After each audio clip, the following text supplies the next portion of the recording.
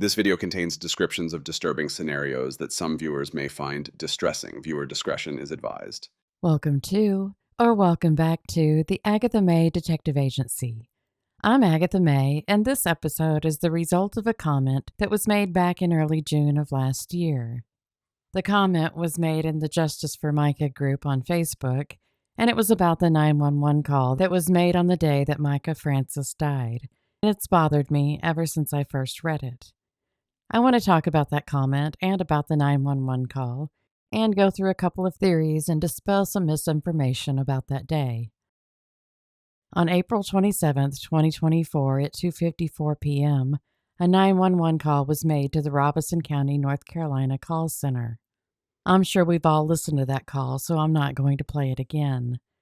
The caller is supposed to be Mica Francis, and she was calling to see if her location could be traced because she wanted her family to be able to find her. Mica wouldn't have to call 911 to make sure her family knew where she was. There were multiple other ways for her to do that. She could have sent them a text message, shared her location with them, sent an email, or left a note. And if she was worried about them not being able to find her, why choose Lumber River State Park?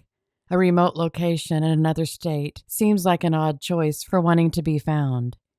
It seems very suspect to me that someone who was supposedly so intent on making sure her family could find her didn't leave them a note to say goodbye. I think the only reason that call was made was to quote-unquote prove her death was a suicide. During the call, the dispatcher asked the caller if she knew where she was. The caller said a national park. The dispatcher asked if she knew where it was, and the caller said Fair Bluff, as though it was a question and she wasn't sure. Since I don't believe that it was Mica on the phone call, I believe that it's very likely the call was AI. According to the photo of Mica's phone provided by the Robeson County Sheriff's Department, she had Lumber River State Park pulled up on her phone. She could have just looked at it to tell the dispatcher where she was. And the Fair Bluff bit doesn't make sense. That's because we know that Mica would have never been in Fair Bluff if she drove to the park that day. According to the map the sheriff's office provided, the bridge was closed in Fair Bluff that day. I checked, and at that time, the bridge over the Lumber River had been closed for repair since 2023. So the route she would have taken from 41 Grocery and Grill wouldn't have taken her near Fair Bluff at all. So, if the call was AI and was just a way to prove that Mica's death was self-inflicted, why mention Fair Bluff? Why not just say Lumber River State Park? I have some theories about that.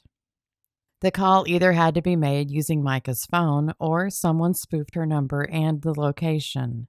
That means someone could have been miles from the park, called from their own phone, but made it look like it was calling from Mica's number and from Lumber River State Park. That could explain why the phone pinged in a different location than where Johnny Jacobs said he found it. This is a screenshot from a newscast of Johnny Jacobs pointing a pencil to where he found Mica's things. And this is the image that Robeson County provided to show where Mica's phone pinged. If we rotate the image of Johnny's hand to orient it to the other image, once it's superimposed, you can see that the location where the phone pinged and where Johnny found her belongings are not the same place.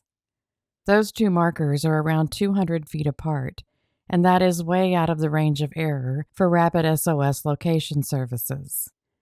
Maybe the caller was acting as though they didn't know where they were to make sure the spoofed location was working and everything was in place.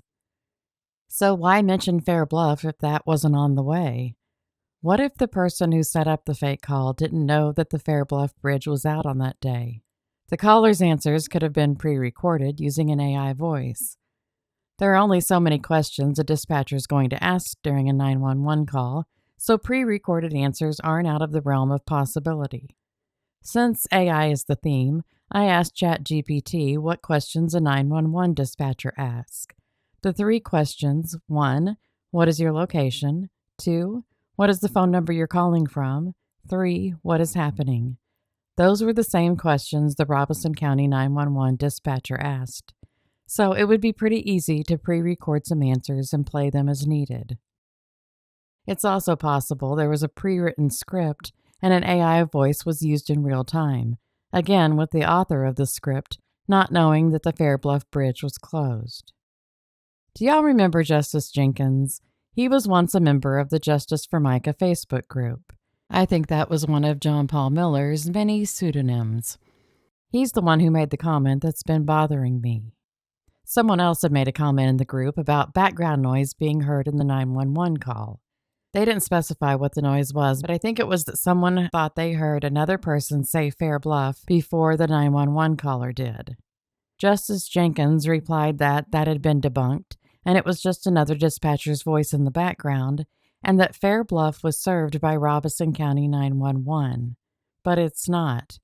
Fair Bluff is in Columbus County and is served by Columbus County 911. So I don't know if Janky Jenkins actually thought it was serviced by the same call center and he was just wrong, or if it was important to him for people to think that it was, so they wouldn't question another voice possibly saying Fair Bluff.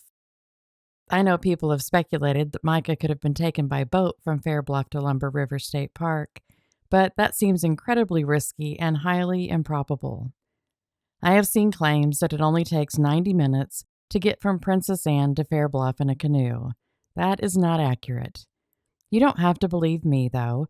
You can believe these guys who are a part of the Lumber River Canoe Club. They know the river. One estimates the time it takes at 4 to 5 hours, and the other estimates it at 4 to 4.5 hours. And if you don't believe them, you can believe the math. The distance between Princess Anne and Fair Bluff is 11.7 miles. Average paddling speed is 3 miles an hour, which puts the trip at about 4 hours if you paddle nonstop. You'd have to crank up your paddling speed to 7.8 miles an hour to make the trip in 90 minutes. I would love to see the speed paddling champion who pulled that off. People have suggested that a motorboat could have been used. Fair Bluff hasn't had a lot of people around for the past few years. The entire downtown was shut down after Hurricane Florence, but they've been rebuilding.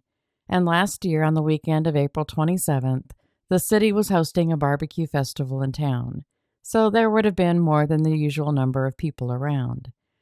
If you've ever launched a boat before, you know it's not just as simple as throwing a boat in the water.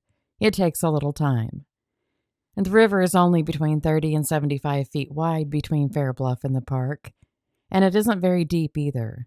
On that day, the river level was only 4.55 feet at the Boardman Bridge, which is upriver from Princess Anne. Using a boat with an outboard motor seems like a good way to get stuck on a sandbar in the river. A person could use a boat with a trolling motor, but even at top speed, it would still take over 2 hours. I just don't see how a boat ride from Fair Bluff would be possible. But what if Mica was being tracked and someone saw her actually go through Fair Bluff? The bridge was closed to get you to the Robeson County side of the river, but she could have gone to meet someone on the other side of the river across from the park, the Columbus County side. There isn't a lot of river access or private property on the Robeson County side of the Lumber River, but that's not the case for the Columbus County side. There are individuals who own large parcels of land with multiple houses on them. I'm assuming they're rentals. Princess Anne Road runs on both sides of the river. To get from Fair Bluff to the Columbus County side of Princess Anne Road, it only takes about 11 minutes. So if Mica was taken by boat at any point, this side of the river would be a good spot to do it. Here is a GIS map that shows the parcels and addresses within those parcels. A boat with a trolling motor could be from that side of the river to the slough in about 30 minutes. If there were 2 people, one could have driven Mica's car the 20 minutes to the park, while the other one took her to the slough.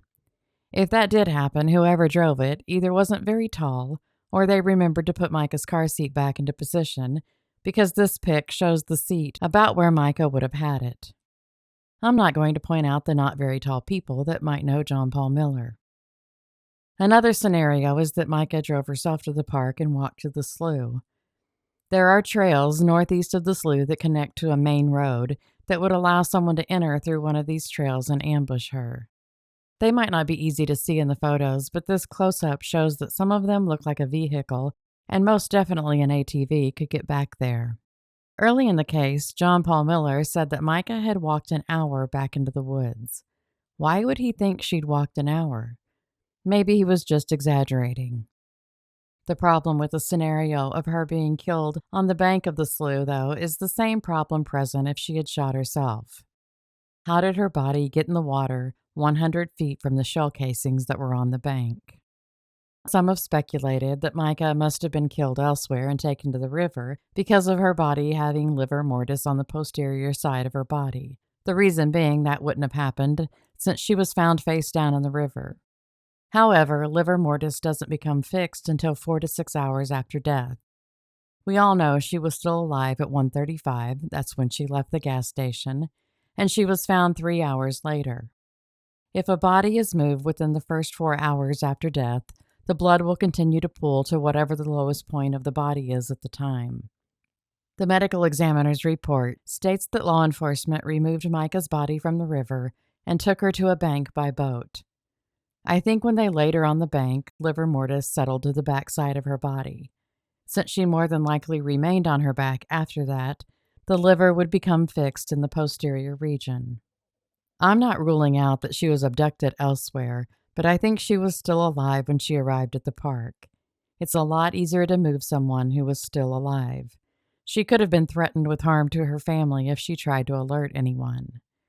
We have 3 hours from the time she left the gas station until the time she was found, and I wonder if we'll ever learn what actually happened. Let me know in the comments what you think happened that day, but please no accusations about particular people. As always, anyone I've mentioned in this video is innocent until proven guilty.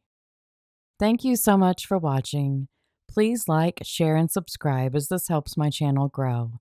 Until next time, stay safe and be happy.